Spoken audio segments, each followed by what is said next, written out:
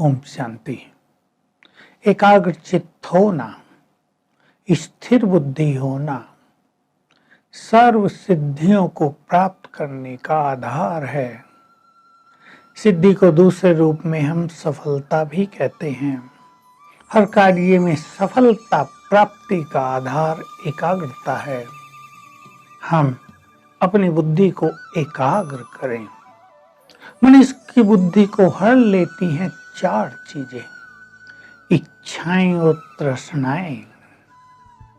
मनुष्य की बुद्धि को हर कर इधर उधर भगा देती हैं काम और कामनाएं। मनुष्य की बुद्धि को अस्थिर करती हैं, भटका देती हैं।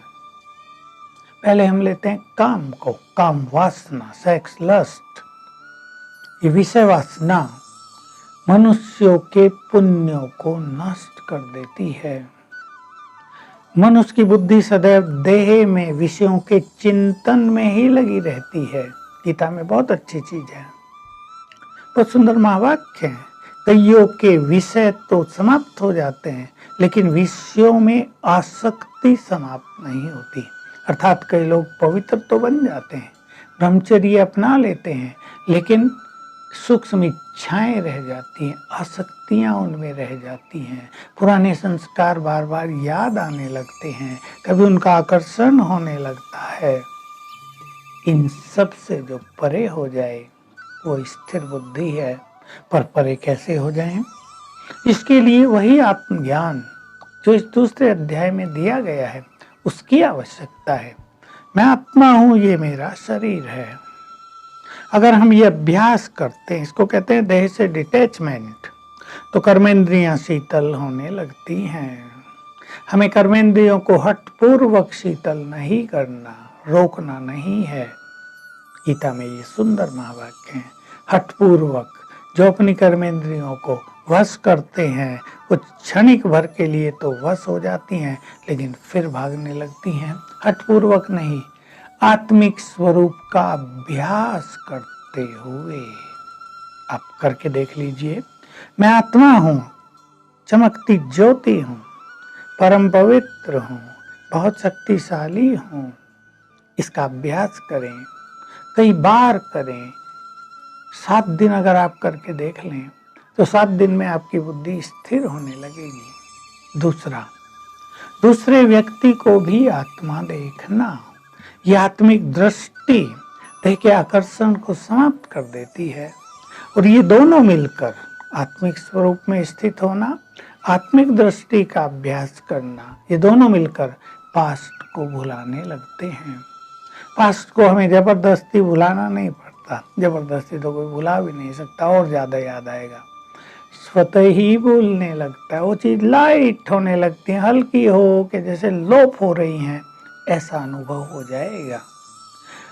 तो काम वासना से हम पूरी तरह मुक्त हो जाएंगे तो बुद्धि स्थिर होगी। इसलिए विद्यार्थियों को पढ़ाई के लिए ब्रह्मचर्य पालन की आवश्यकता प्राचीन काल से दर्शाई गई थी, जो वर्तमान में समाप्त हो गई। इसलिए पढ़ाई बहुतों के लिए प्रेशर हो गया है, क्योंकि ब्रह्मचर्य से बुद्धि बल बहुत बढ़ जाता है।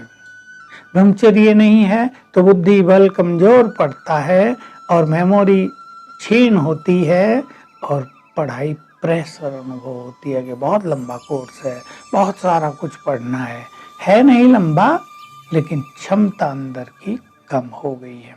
कामनाएं, मनुष्य दूसरों के लिए शुभ कामना नहीं रखता, पर मुझे इससे ये चाहिए, ये व्यक्ति मुझे सम्मान दे, ये व्यक्ति मुझे प्यार से बात करे, ये व्यक्ति मुझे अप्रिशिएट करे, ये मेरे कार्यों में मदद करे, ये मेरी सफलता में सहभागी बने। कामनाएं बहुत रहती हैं। बाप के मन में कामना रहती है, इन बच्चों की मैंने पालना की है, इन्हें पढ़ाया लिखाया है, अब ये मेरी सेवा करें। अब वो नहीं करते तो मन विचलित होकर इधर उधर भटकने लगता है। सब इस बात की अनुभवी हैं। कई माताएं हमने देखी, कोई कामना नहीं रखती बच्चों से। ठीक है, हमने बच्चों की पालना की, वो हमारा कर्तव्य है। अब बच्चे सुखी हैं अपने घर, अपने नौकरी धंधों में लगे हुए, माता खुश है, कोई कामना नहीं। बच्चों का फोन आ गया, बहुत खुश, नहीं आया, ठीक है, अपने कार्यों में बिजी हैं। तो कामना रहित जीवन बहुत सुंदर जीवन है। इससे मनुष्य की बुद्धि स्थिर हो जाती है। तो हम अपनी कामनाओं को भी चेक करें। हम कोई कर्म करते हैं, कामना सहित या कामना रहित। कर्म करने से पहले ही कामना है, इससे मेरा बहुत नाम हो जाएगा, इससे मुझे बहुत मान मिलने वाला है, इससे मेरी ख्याति बढ़ जाएगी चारों ओर, ये मेरा बहुत बड़ा पुण्य हो जाएगा, लोग मुझे पुण्य आत्मा समझेंगे। ये भी कामनाएं हैं। भले ये सुंदर कामनाएं हैं, थोड़ी अच्छी कामनाएं मानी जाएंगी, पर ये भी मन को भटकाने वाली है। क्योंकि जब ये प्राप्त होंगी तो अल्पकालीन खुशी होगी, और अगर इनकी प्राप्ति में थोड़ी कमी रह गई तो मन बहुत भटक जाएगा, विरक्ति होने लगेगी, व्यर्थ के विचार आने लगेंगे। दूसरी दो बातें हैं इच्छाएं और तृष्णाएं। इच्छाएं, कलयुगी संसार में इच्छाएं तो बहुत हैं और बदलती रहती हैं इच्छा। आप एक स्टूडेंट को देखिए, पहले उसकी केवल पढ़ाई की इच्छा थी, फिर साथी मिल गए, क्या क्या इच्छाएं हो जाती हैं।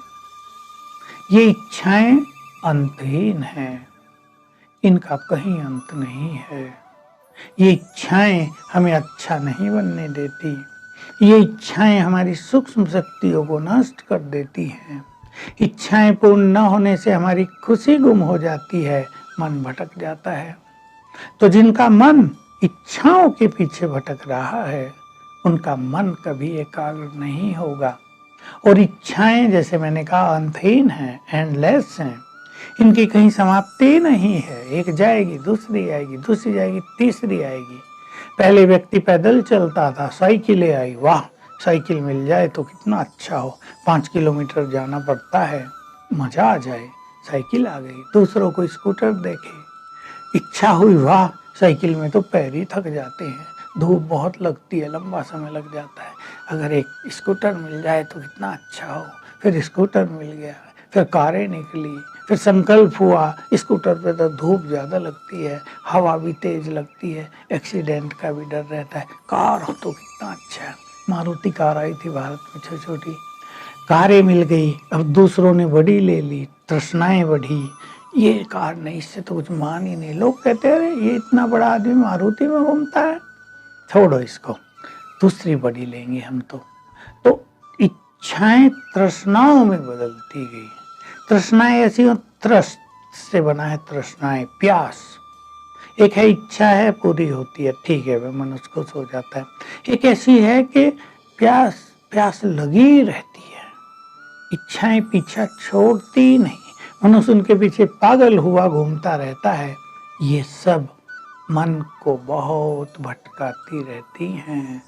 इसलिए योगियों के लिए कहा जाता है, जो सभी इच्छाओं का त्याग कर दे, केवल एक इच्छा में मगन हो जाए कि मुझे तो अपने को एकाग्र करना है। अब साधकों के लिए उसको एक ही श्रेष्ठ इच्छा हो जाए कि मुझे तो परमात्मा याद में मगन होना है, मुझे अपनी बुद्धि को इधर उधर भटकने से रोकना है, क्योंकि इससे बुद्धि की दिव्यता नष्ट हो जाती है, इससे चिंतन शक्ति भी समाप्त हो जाती है।